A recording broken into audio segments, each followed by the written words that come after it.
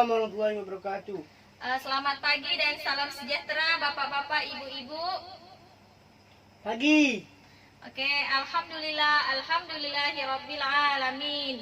Wassalatu wassalamu ala asyrafil anbiya'i wal mursalin wa ala alihi washabihi rasulillahi ajmail.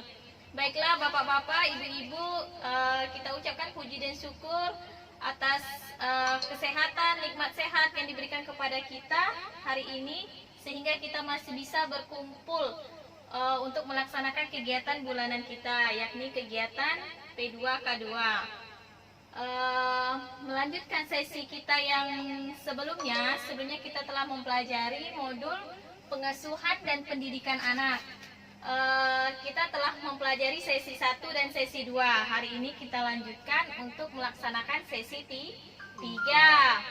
Bapak-bapak, ibu-ibu, ada yang masih ingat gak apa judul pelajaran sesi pertama kita sebelumnya? Ya, ingat. Ayo, apa judulnya Bapak-bapak, ibu-ibu? Menjadi orang tua yang lebih baik. Iya, menjadi orang tua yang lebih baik. Menurut Bapak Ibu, bagaimana cara menjadi orang tua yang lebih baik, Bapak Ibu? Penuh kasih sayang, tidak melakukan kekerasan. Iya, kita sebagai orang tua harus melaksanakan kewajiban kita, melaksanakan hal-hal yang baik di rumah. Kita sebagai orang tua menjadi contoh buat anak-anak kita di rumah. Jadi apapun yang kita katakan harus penuh tutur kata sopan dan penuh kasih sayang.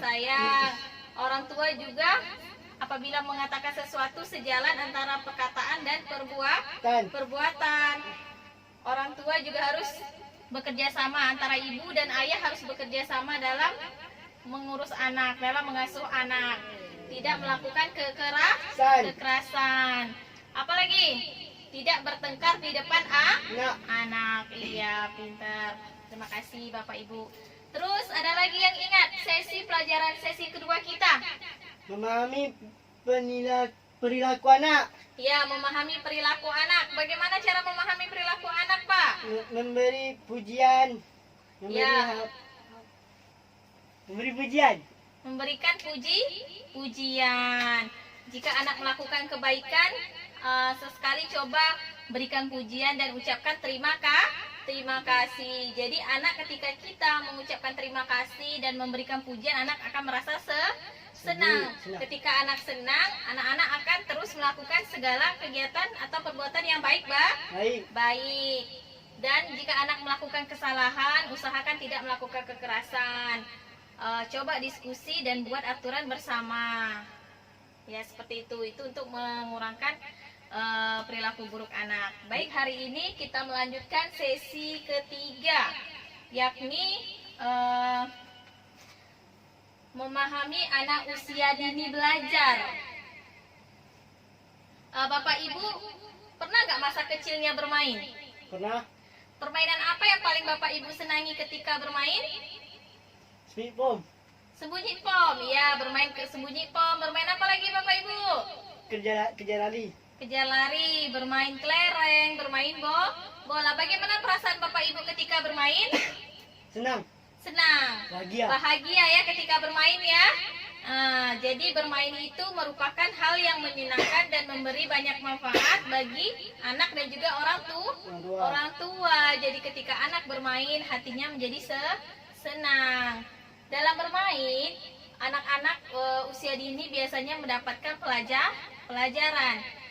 Dan anak dalam kegiatan bermain juga dapat mengembangkan kemampuan berbahasa anak. Pak.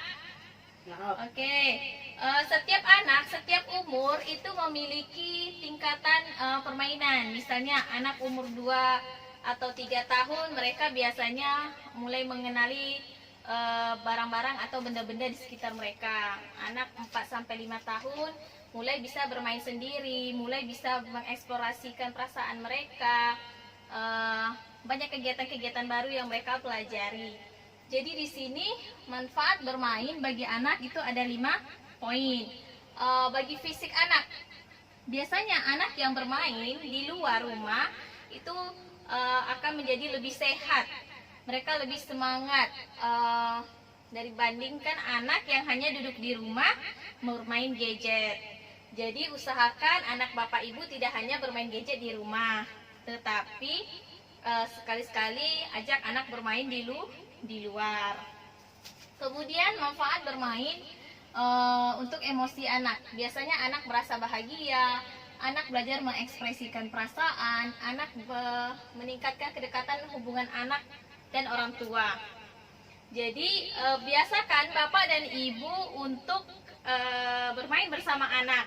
Ketika ibu dan bapak bermain bersama anak, biasanya hubungan antara ibu dan anak akan semakin dekat. Anak merasa dihargai, anak merasa orang tua sebagai teman, jadi anak merasa nyaman. Jadi anak-anak yang orang tuanya sering dampingi bermain biasanya akan dekat bersama orang tuanya. Kemudian cara berpikir, dengan bermain anak-anak juga bisa memberikan pengetahuan baru, dapat menyelesaikan permasalahan, belajar membuat keputusan. Misalnya ketika ibu dan anak lagi sedang bermain, terus ibu ajak menebak sesuatu, anak akan berpikir, anak akan mencoba menebak, dan ketika itu secara tidak langsung kemampuan berbahasa anak akan meningkat. Anak juga belajar berpikir. Seperti itu. Sosial, seperti yang saya katakan tadi, ketika anak bermain di luar atau bermain bersama teman-temannya, mereka itu belajar menyesuaikan diri dengan lingkungan. Anak-anak mulai berani untuk berteman, berani mengenal lingkungan di sekitarnya. Anak-anak tidak canggung atau takut. Biasanya anak-anak yang hanya di rumah saja bermain sendiri atau bermain gadget, itu cenderung anak akan takut dengan orang lain. Dan ini berdampak ketika mereka akan masuk ke sekolah dasar. Mereka akan takut ke sekolah, mereka tidak berani untuk berteman dan sebagainya. Jadi manfaat bermain untuk anak usia dini itu banyak sekali manfaatnya. Tidak hanya meningkatkan kemampuan bahasa, anak juga bisa menjalin komunikasi atau emosi yang erat dengan orang tua. Anak-anak juga belajar bersosialisasi dengan lingkungan di sekitarnya. Jadi banyak sekali manfaat bermain untuk anak usia dini. Bermain juga menjadi salah satu cara untuk anak usia dini belajar. Ya, seperti itu Bapak Ibu. Kira-kira ada pertanyaan nggak Bapak Ibu untuk seputar sesi ketiga kita ini? Nggak ada. Tidak ada ya Bapak Ibu? Enggak. Jadi Bapak Ibu itu harus menyesuaikan usia anak Ibu dengan jenis permainan. Usahakan permainan tersebut tidak membahayakan bagi anak Ibu. Ibu juga bisa melaksanakan kegiatan sehari-hari sambil bermain dengan anak. Misalnya ketika menemani anak menggosok gigi, ibu bisa mengajak anak bercerita atau mengajak anak bermain tebak-tebakan. Misalnya warna sikat gigi ayah apa? Warna biru. Warna sikat gigi ibu apa? Warna pink, dan sebagainya. Jadi anak belajar mengenal warna, anak belajar mengenal benda-benda di sekitarnya. Begitu pula dengan ibu, ketika ibu mungkin lagi mencuci piring atau lagi mencuci pakaian, ibu bisa mengajak anak ibu atau balita ibu membantu, misalnya menyusun piring plastik di raknya, atau bantu anak untuk menghitung jumlah pakaian atau cucian ibu dan sebagainya. Jadi bermain di sini tidak harus dengan permainan yang mahal, tetapi Bapak Ibu bisa menggunakan kegiatan sehari-hari untuk bermain bersama anak. Sejauh ini paham ya Bapak Ibu? Paham. Paham ya? Jadi usahakan bagi bapak-bapak, ibu-ibu yang mempunyai balita atau anak usia dini itu ajak sering-sering bermain.